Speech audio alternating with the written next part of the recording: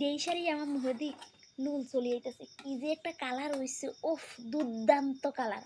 আপনারা যারা এরকম আচার করতেন চান তারা আমার ফুল রেসিপিটা দেখিলেন। এই যে আধা ভাগ না আম লইছি, লই সারি মাঝখান দিয়ে হাড়ি সিঁড়ি সাইড টুকরা প্রত্যেকটা আমেরে করে লইছি।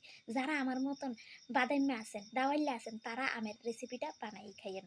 আর যারা একটু কিপটা প্রকৃতির লোক আছেন আপনারা দেখি মনটা বইলেন আপনারা আচার করান লাগবে না, কারণ আপনারা আচার করতে গেলে গুড় সিটি লাগবো।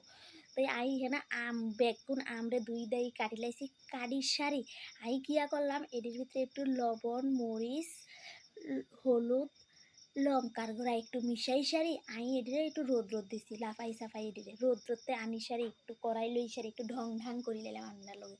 কারণ ঢং ঢাং একটু যদি না করি আমার আচারের প্রতি মনটা বইতো না, আচারটা পরে স্বাদ হইতো না। তারপরে কড়াইয়ের ভিতরে সরষার তেল দিয়ে দিলাম, সরষার তেলের ভিতরে তারপরে মুড়া জারি এখান দিয়ে দিলাম, দিয়ে সারি এই যে নাচাইছি আমগুলারে লবণ মরিচ মাহিয়ারি হলদি মাহিয়ারি ওই নাচাই না আমগুলারে কড়াইয়ের ডালি দিলাম, দিয়ে সারি এখানে লবণ দিয়ে দিলাম, দিয়ে সারি এখানে ওখানে আই আন্না রাখবেন এটা কিয়া দিতেছি মা ডিব্বাতে এটা দিতেছি লালি লালি আমার হিরিজের ভিতরে আই কতলা লালি রাখি দিছিলাম।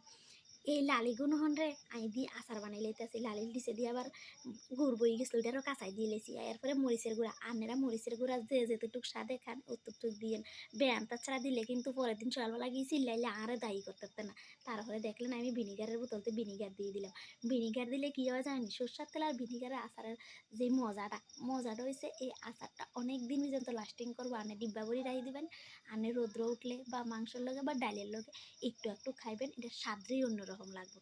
তারপর আই এখানে ডালি দিলাম যে আচারের মশলা, আমার ঘরে সবসময় আচারের মশলা দেয়, কারণ আমি সবসময় আচার খাইয়া ভালো পাই, আমি প্রায়ই আচার বানাই।